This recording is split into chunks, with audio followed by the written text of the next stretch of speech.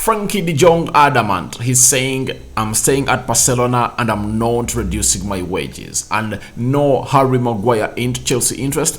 That has been confirmed by FABRIZIO Romano. We are talking about Serginho Dest, and we are talking about Barcelona backing out of the deal of Marcus Alonso from Chelsea to Catalonia in there for you. Welcome to Rokani Media Football. How are you guys? And where you watching us from? I go by the names of Rokani David.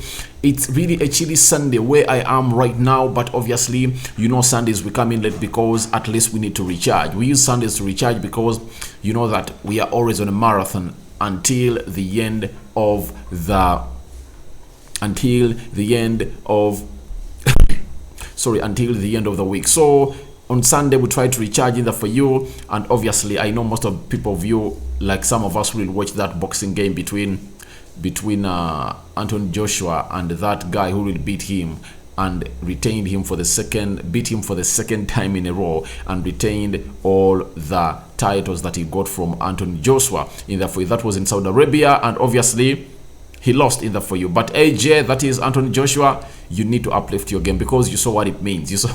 Yeah, the guy is really talented, far better than him, and Anthony Joshua really has to go ahead and really improve so much on his game. I mean, it's him going out there and bringing in a new coach from, is it a Mexico or American? I think it's Mexico, but he looked way below average. That's it. He was banger average and he was really beaten again, and that's what really kept us all awake in the night. Those who watched it, I think you can evidence and tell other people with me that people watching that, please, Anthony Joshua needs to do a lot. I know he has lots of fans in there for you because you know the English media really, there is the way English media explodes or amplifies the name of an English athlete, but obviously he was beaten and he needs to work a lot on his game. Now let's get into this story. Smash the like button, comment and share, guys. Endeavor to subscribe to this channel because we are left with just, I think, is it 50 subscribers to hit 6,000 subscribers on this channel, guys.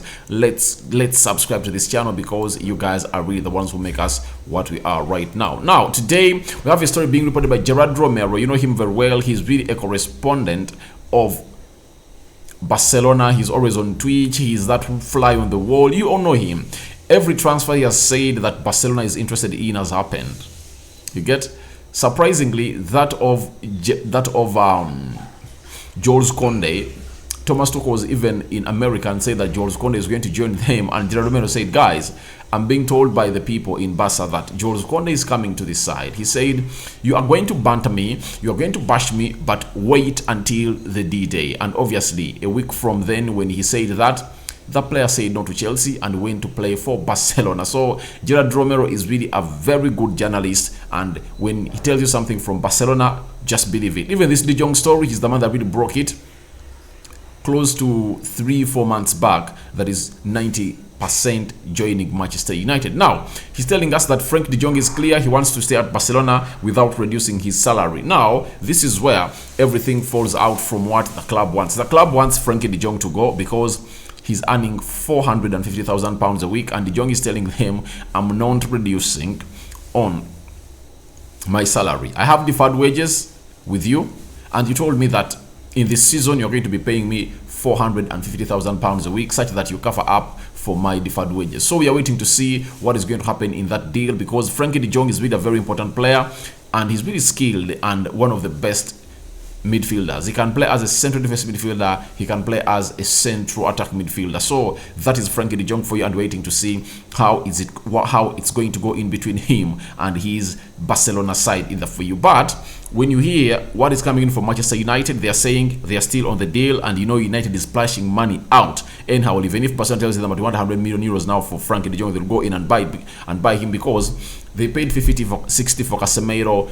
They are going to pay 80 million pounds for Anthony. They're going in for Cody Gakpo, and they want to deliver Frankie de Jong at Manchester United in there for you, such that they calm down the pressure that the fans have really piled on them. Reason being, the team is not performing very well, and for the very first time, a viable buyer is available, known as Sir Jim Ratcliffe. He's available and he wants to buy off this club, and the Glazers are now getting out the checkbook, and they're really spending weirdly and stupidly. So That's it. So they can go in for him, and let's wait and see how things are really going to go on and really thrive.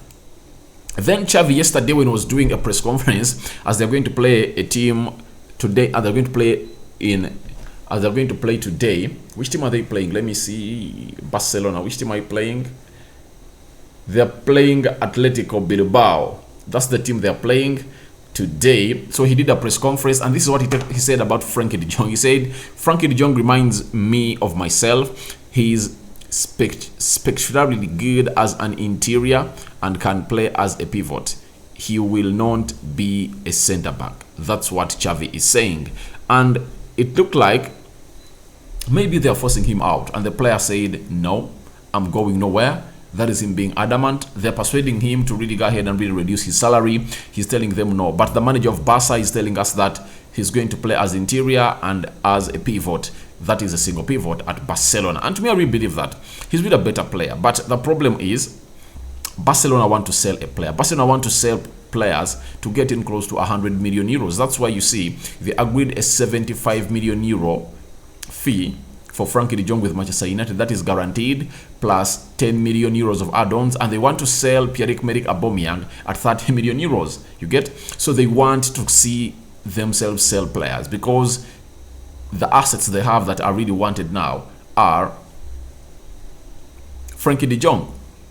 You get? So I really believe that of a match this is at this level. I really believe that we are going to see Frankie de Jong making out of Barca, because Barcelona, the president of Barcelona, Joan Laporte, told us that if at all Frankie de Jong wants to stay at this club, he has to go in and take a pay cut, of which he's saying he's not taking one. That is a man who goes by the names of Frankie de Jong, but he says, I'm not going anywhere and I'm not taking a pay cut. That is Barcelona for you, and that's Barcelona for you and the player who goes by the name of Frankie de Jong. Remember the last time the agent was in Barca, they failed to really have a meeting they were supposed to have with the team which goes by the names of Barcelona, and they were pissed off and they're looking for a move away from Barca. That's it. So today, remember yesterday I brought you a story that broke Friday night that Chelsea are interested in Harry Maguire. Then Fabrizio Romano has told us that I've been asked a lot about Harry Maguire. My understanding is that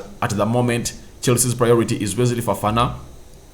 This is the only answer I'm getting from Chelsea. That is a man who goes by names of Fabrizio Romano. Obviously, Chelsea fans were pissed that how do we dare get linked to Maguire? And I've seen someone who was telling me that he reacted to the video I put up telling me that, oh, Rokani, what you're saying is really not okay. Why doesn't United play a back three to fit him in? And I thought, let me give you my answer now. Look at the England national team. They kept very many clean sheets. They are playing a back three. Maguire looks great at the English national team. But now, at Manchester United, because United is playing a high line of two central defenders, he is almost exposed every time a ball over the top is played to the side of United. You saw it in the game of Brighton, you saw it in the game of Brentford, even the game of Liverpool tomorrow. You're going to evidence it because this guy is as slow as a tortoise. You get? So, to me, I really believe that Fabrizio has now clarified that this guy is not wanted by Manchester United. Chelsea want Wesley Fofana, and I really believe that Chelsea is just steps away from really getting this signing. They are not miles away. They are just small steps away, baby steps away from getting this signing. Do you know why? Wesley Fofana was not included in the squad of Leicester that played yesterday. You know that very well. Even Yuri Tielemans came off the bench. So those two players are really going to leave Chelsea. And I think when I saw Wesley Fofana play against Arsenal, his mind was not at Leicester anymore. When you saw the fouls, how he couldn't concentrate on the field of play, I complained about that when the game was done, and I really believe that even the manager of Chelsea saw it with his naked eyes. Sorry, even the manager of Leicester, Brendan Rodgers, saw it with his naked eyes and said, no, I'm not going to put this player back onto the pitch because he really looks and Leicester.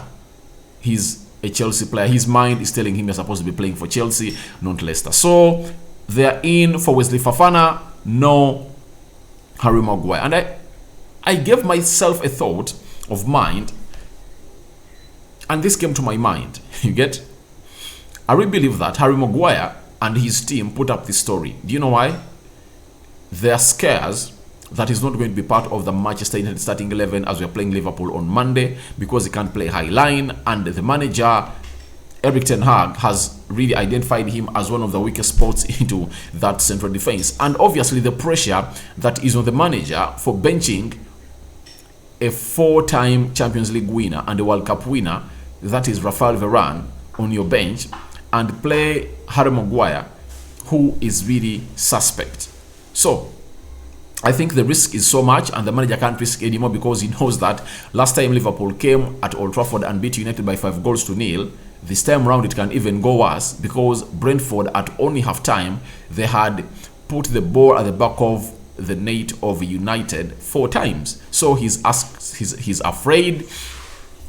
And second, he has a new signing, Lisandro Martinez, and him and Harry Maguire are not compatible. They are not compatible in the four, because Harry Maguire's Roy cannot cover him up, and Lisandro Martinez is supposed to be doing the pacey work. So it looks like the manager doesn't want to feel him anymore. But he got what he wanted, Harry Maguire, because I read a tweet yesterday from Manchester United saying that Harry Maguire is not for sale. Even if they want to sell him, who is going to take Harry Maguire? Who is going to take him? I don't believe that there is a top team that can sign Harry Maguire. And I believe that Pep Guardiola is now also clapping his hands, because if I had signed Harry Maguire way back in 2019, he wouldn't have brought in Ruben Diaz. Remember, the coming in of Ruben Diaz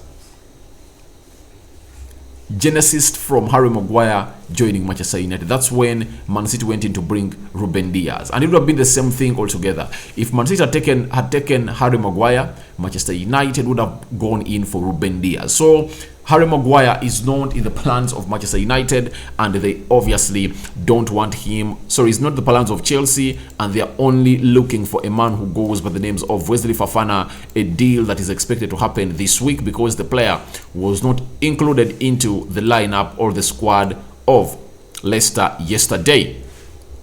Gerard Romel again has told us that Barcelona are considering signing Javi Galán instead of Marcos Alonso. Obviously, Marcos Alonso returned to training of Chelsea this week.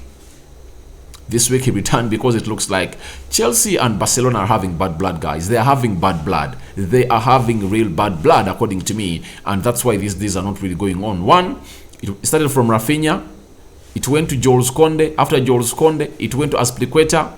Barcelona had already agreed personal terms with Azpilicueta, and what Chelsea did was to make Azpilicueta turn heel on Barca by giving him some good amount of money, and secondly promising him lots of things. And just know there might have been money coughed to him by Tony Boyle and telling him, please, you are the captain of the team, and these people who have just really hijacked 2 players from us are really taking you. It's not going to look good for the image of the team. Can you please stay?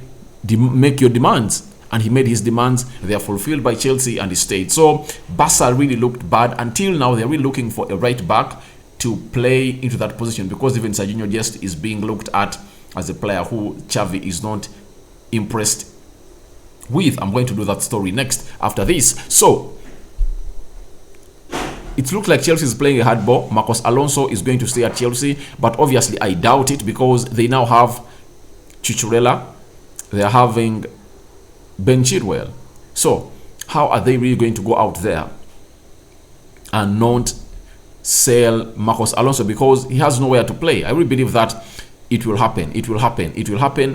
But Barcelona might be in there trying to send in that a signal to Chelsea that if at all you don't get us this player early enough, we are going to go ahead and really get in another player. Now, Xavi does not like how Serginho Dest plays and has told him to leave. Obviously, Serginho Dest has been out of the plans of Barca ever since last season, even when Xavi was not here. He's an American international, and I really believe that there are some teams that are really going to go in for him. It's said that United is in for him, but I really believe that Erik ten Hag's priority is Dumfries.